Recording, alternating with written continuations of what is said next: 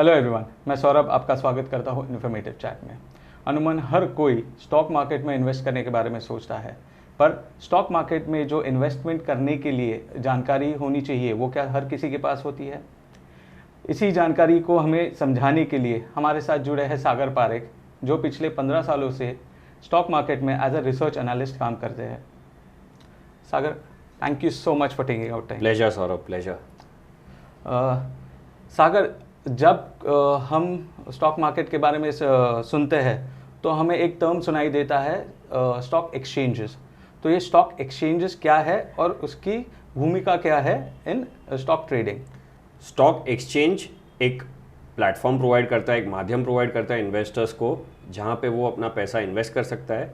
और stock exchange में सारी कंपनियाँ लिस्टेड होती है और इंडिया में 2 स्टॉक एक्सचेंजेस है, एक BSE है बॉम्बे स्टॉक एक्सचेंज और एक NSE है, नेशनल स्टॉक एक्सचेंज। तो ये दोनों स्टॉक एक्सचेंजेस में कंपनियां लिस्टेड होती है और इन्वेस्टर्स थ्रू ब्रोकर्स वो कंपनी को इन्वेस्ट कर सकते हैं। तो स्टॉक एक्सचेंज एक प्लेटफॉर्म प्रोवाइड करता है उसके लिए। Sagar, stock market is prone to risk, ठीक है? तो किसी भी इन्वेस्टमेंट में इन्वेस्टर का इंटरेस्ट सेफगार्ड किया जाना बहुत ज़रूरी होता है। जी बिल्कुल। तो स्टॉक मार्केट को कैसे रेगुलेट किया जाता है? तो स्टॉक मार्केट को रेगुलेट करने के लिए इंडिया में एक इंस्टीट्यूशनल बॉडी है जिसका नाम है SEBI, security exchange board of India. उनका यही काम है कि वो रेगुलेट करता है। तो मेन रीज़न ये है कि वो जो कंज्यूमर्स है, जैसे अपने इंस्टीट्यूशनल इन्वेस्टर्स है या रिटेल इन्वेस्टर्स है, उनको अगर कोई प्रॉब्लम है या कोई ग्रीवियंस है तो उनके लिए एक अलग से एक वेबसाइट पे जाके आप अपना कंप्लेन लॉन्च कर सकते हो। सेबी स्कोर्स करके एक पोर्टल है जहाँ पे आप अपना कंप्लेन लॉन्च कर सकते हो। दूसरा है कि वो जो कंपनीज लिस्टेड होती है वो लोग एडिक्वेट डिस्क्लोजर्स दे कि कंपनी कैसा कर रहा है ऑन अ रेगुलर बेसिस, तो वो भी एक सेबी के फंक्शन में आता है। और तीसरा है कि जो स्टॉक एक्सचेंजेस है, जैसे अपना बात हुआ था नेशनल स्टॉक एक्सचेंज या बॉम्बे स्टॉक एक्सचेंज, उनको भी रेगुलेट करने के लिए सेबी को डाला गया है, तो ताकि फेयर और ट्रांसपेरेंट मैनर में ट्रेडिंग हो सके। जब भी हम स्टॉक मार्केट को फॉलो करते हैं तभी हम 2 टर्म्स यूजुअली सुनते हैं, एक है निफ्टी और दूसरा है सेंसेक्स। आई थिंक सो ये इंडिकेटर्स है। तो निफ्टी और सेंसेक्स से हम स्टॉक मार्केट को कैसे समझ सकते हैं? तो इंडिया में 6000 के ऊपर कंपनीज लिस्टेड है स्टॉक एक्सचेंज में। निफ्टी और सेंसेक्स एक इंडेक्स है, जैसे हर कंट्री का एक इंडेक्स होता है। जैसे इंडिया का इंडेक्स निफ्टी और सेंसेक्स है, निफ्टी NSE के लिए, सेंसेक्स BSE के लिए। और वहाँ पे इंडिया की जो टॉप कंपनीज है वो लिस्टेड होती है और वहाँ पे फिर उससे पता लगता है कि हेल्थ ऑफ द इकोनॉमी अपना कैसा चल रहा है। सागर, अगर मैं एक नया निवेशक हूँ, मैंने कभी इन्वेस्ट नहीं किया है और मुझे इन्वेस्ट करना शुरू करना है, तो मुझे किन चीज़ों की ज़रूरत है ताकि मैं शेयर मार्केट में इन्वेस्ट कर सकूं? तो आपको स्टॉक मार्केट में इन्वेस्ट करने के लिए 3 अकाउंट लगते हैं। पहला है एक बैंक अकाउंट होना चाहिए। अगर आपके पास बैंक अकाउंट नहीं है तो पहले आपको बैंक अकाउंट ओपन करना चाहिए। बैंक अकाउंट के लिए इंडिया में पब्लिक और प्राइवेट बैंक्स बहुत सारे हैं, आप किधर भी अकाउंट ओपन कर सकते हो। दूसरा है कि आपका ट्रेडिंग अकाउंट होना चाहिए, वो ब्रोकर के पास आपको अकाउंट ओपन करना है। इंडिया में बहुत सारे ब्रोकर्स है, आप कहीं पे भी अपना अकाउंट ओपन कर सकते हो। और तीसरा है कि आपका डीमैट अकाउंट होना चाहिए, यानी कि डीमटेरियलाइज्ड अकाउंट। वो डीमैट अकाउंट जो है वहाँ पे आपका शेयर जो आप खरीदते हो या बेचोगे वो वहाँ पे पड़ा रहेगा इन अ इलेक्ट्रॉनिक फॉर्म। तो ये तीनों अकाउंट एक दूसरे के साथ जुड़ जाएंगे, उस वजह से ये तीनों अकाउंट का होना बहुत ज़रूरी है। यूजुअली हम ये सुनते हैं कि शेयर मार्केट को लेके 2 टाइप के एनालिसिस होते हैं। एक है मौलिक जो फंडामेंटल एनालिसिस होता है और एक तकनीकी जो टेक्निकल एनालिसिस होता है। और ये एनालिसिस कहते हैं कि काफ़ी इम्पोर्टेंट होता है। तो आप मुझे ये बताइए कि फंडामेंटल और टेक्निकल एनालिसिस से हम क्या समझ सकते हैं? सर, फंडामेंटल एनालिसिस में हमें कंपनी का हेल्थ समझ में आता है। इन फंडामेंटल एनालिसिस कंपनी का हिस्टोरिकल फाइनेंशियल्स, पास्ट परफॉर्मेंस देख के, balance sheet, profit and loss, cash flows देख के, उसके प्रोडक्ट समझ के, उसका ग्रोथ प्रोस्पेक्ट्स देख के, उस हिसाब से फिर उसका रिसर्च करते हैं। और टेक्निकल एनालिसिस में अब स्टॉक मार्केट का परफॉर्मेंस समझ में आता है, हिस्टोरिकल चार्ट्स देख के कि कैसे कंपनी कर रहा है। तो ये मेजर डिफरेंस है स्टॉक फंडामेंटल और टेक्निकल रिसर्च में। और ज़्यादा से ज़्यादा फंडामेंटल रिसर्च में अगर 1 साल के ऊपर आपका इन्वेस्टमेंट होराइजन है, आपको लॉन्ग टर्म इन्वेस्टमेंट करना है तो फंडामेंटल एनालिसिस ज़रूरी है, और अगर आपको शॉर्ट टर्म ट्रेडिंग करना है तो टेक्निकल एनालिसिस ज़्यादा ज़रूरी है। Sagar, share market is prone to risk, तो किसी भी इन्वेस्टर को अपना रिस्क मिनिमाइज करने के लिए कौन सी बेसिक बातों पे ध्यान देना चाहिए? सौरभ, स्टॉक मार्केट में 2 तरीके का रिस्क बहुत ज़्यादा महत्वपूर्ण है जो रिटेल इन्वेस्टर्स को अवॉइड करना चाहिए। पहला रिस्क है कि स्टॉक टिप्स पे फोकस करके उस पर इन्वेस्ट करना। स्टॉक टिप्स हमें कौन देता है, उसने प्रॉपर एनालिसिस किया है या नहीं किया है, उसका टाइम होराइजन क्या है, वो हमें पता नहीं होता है। और वो स्टॉक टिप्स पे हम इन्वेस्ट करेंगे और फिर वो स्टॉक अगर नीचे गया तो फिर रिटेल इन्वेस्टर्स को लॉस हो सकता है, तो वो हमें पता नहीं होता। और दूसरा जो रिस्क है वो ये है कि फ्यूचर्स एंड ऑप्शंस में रिटेल इन्वेस्टर्स बहुत ट्रेडिंग करते हैं, तो वो भी एक अवॉइड करना चाहिए। फ्यूचर्स एंड ऑप्शंस में हम कोलैटरलाइज मार्जिन भर के हम ज़्यादा क्वांटिटी ले सकते हैं। मैं आपको एक एग्जांपल देता हूँ। अगर आपके पास 1 लाख रुपया है तो आप फ्यूचर्स में 5 लाख वर्थ का वैल्यू का आप माल ले सकते हैं, पर अगर वो 20% भी डाउन गया तो आपका जो 1 लाख रुपया इनिशियल है वो पूरा ज़ीरो हो सकता है। तो वो एक अवॉइड करना चाहिए, क्योंकि वो एक बहुत टेम्पटिंग है रिटेल इन्वेस्टर्स के लिए कि आपको 1 लाख में 5 लाख वर्थ का माल मिल रहा है। तो क्या होता है कि वो 5 लाख का, अगर आप ऐसा सोचते हो एज रिटेल इन्वेस्टर्स कि मैंने 5 लाख का माल लिया और वो अगर 20% बढ़ा तो मुझे मेरे इन्वेस्टमेंट पे 100% रिटर्न मिलता है, पर वो नीचे गया तो मैग्नीफाई भी होता है लॉसेस। तो हमें वो ध्यान रखना चाहिए। इसके लिए रिटेल इन्वेस्टर्स, अगर आपके पास नॉलेज नहीं है तो फ्यूचर्स एंड ऑप्शंस आपको अवॉइड करना चाहिए। ओके, तो सागर आप ये कह रहे हो कि पहले तो टिप्स अवॉइड करें क्योंकि उसकी शाश्वती हमें नहीं होती है, और सेकंड जो ट्रेडिंग ऑप्शंस जो रिस्की है नॉर्मल से ज़्यादा, उसके लिए हमें अपना रिस्क टॉलरेंस प्राइमरीली समझना चाहिए, उसके बाद ही हमें इन्वेस्ट करना चाहिए। बिल्कुल बिल्कुल 100%। सागर, शेयर मार्केट में ट्रेड करते वक्त 2 टर्म्स हम अक्रॉस आते हैं, एक तो है लिमिट ऑर्डर और मार्केट ऑर्डर। तो ये लिमिट ऑर्डर और मार्केट ऑर्डर कब यूज़ होता है? तो लिमिट ऑर्डर और मार्केट ऑर्डर जो है वो स्टॉक मार्केट में जो ब्रोकर्स होते हैं वो लोग देते हैं, और लिमिट ऑर्डर एक प्राइस बेस्ड होता है और मार्केट ऑर्डर क्वांटिटी बेस्ड होता है। मैं आपको एक एग्जांपल देता हूँ। अगर आपको 100 रुपीज़ में एक स्टॉक लेना है और अभी प्राइस चल रहा है 102, तो आप लिमिट ऑर्डर डाल सकते हो कि आप जब भी प्राइस 100 आएगा तो मुझे एक्स क्वांटिटी लेना है, तो आप वो ब्रोकर आपके लिए वो डाल देगा। और जो मार्केट ऑर्डर होता है वो ये होता है कि अभी जो मार्केट प्राइस चल रहा है वही लेवल पे मुझे मेरा क्वांटिटी लेना है। तो अभी 102 चल रहा है तो मेरा क्वांटिटी 102 मार्केट ऑर्डर देंगे, तो फिर वही लेवल पे जो प्राइस है वो लेवल पे आपका स्टॉक आ जाएगा।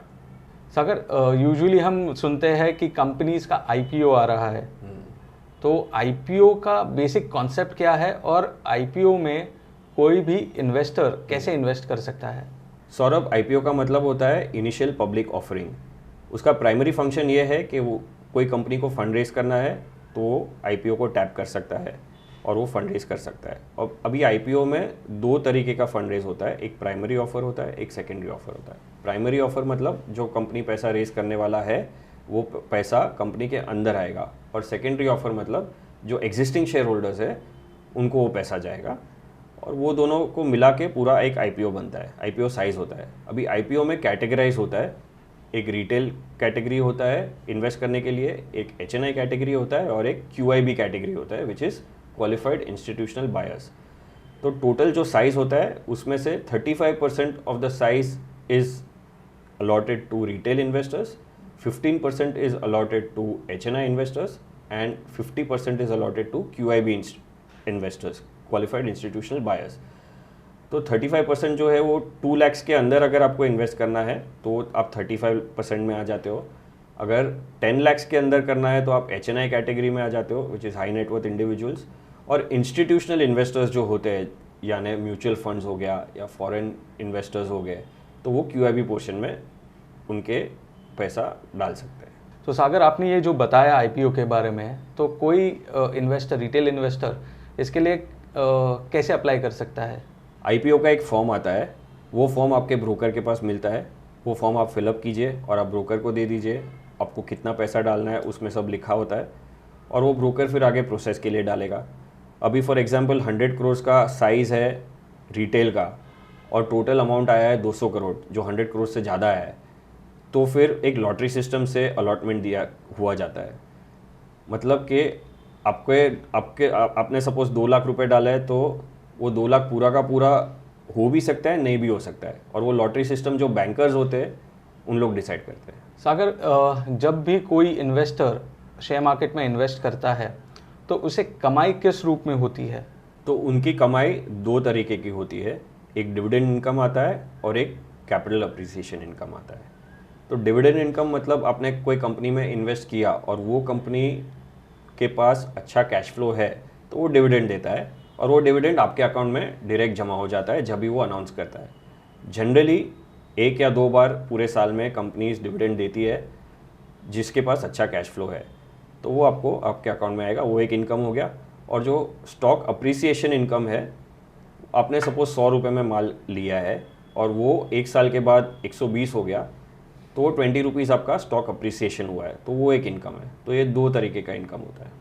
सो सागर, जब भी कोई इन्वेस्टर इन्वेस्ट करता है तो वो आइदर वो इन्वेस्टमेंट को शॉर्ट टर्म इन्वेस्टमेंट या लॉन्ग टर्म इन्वेस्टमेंट में कैटेगराइज करता है, तो इसके पैरामीटर्स क्या है?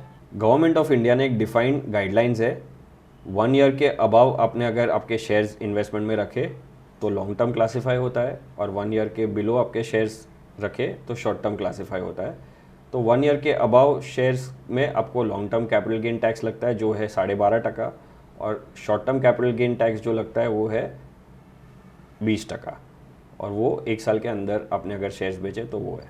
जब भी कोई इन्वेस्टर स्टॉक मार्केट में इन्वेस्ट करने जाए तो इन्वेस्ट करने से पहले उन्हें कौन से फीस और टैक्सेस के बारे में पता होना चाहिए? जी देखिए, 3 सबसे इम्पॉर्टेंट टैक्सेस और चार्जेस होते हैं। एक होता है STT यानी सिक्योरिटी ट्रांजैक्शन टैक्स, वो गवर्नमेंट ऑफ इंडिया लेता है, और वो हर ट्रेड आप करते हो उस पर depending on whether it is intraday या फिर डिलीवरी है, डिलीवरी मतलब मोर देन 1 डे, तो उस पर टैक्स लगता है, वो गवर्नमेंट लेता है। वो जनरली होता है 0.025%।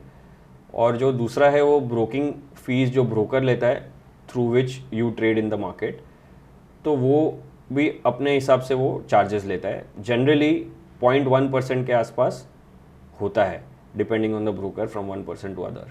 और तीसरा जो होता है वो लॉन्ग टर्म या short term capital gain tax होता है, जो अपना पहले डिस्कशन हुआ था कि अगर आपने 1 साल के ऊपर रखा तो 12.5% पे टैक्स लगता है, और 1 साल के नीचे रखा तो 20% टैक्स लगता है। वो long term capital gain tax होता है और short term capital gain tax होता है। तो ये 3 चीज़ों का ध्यान में रखना चाहिए।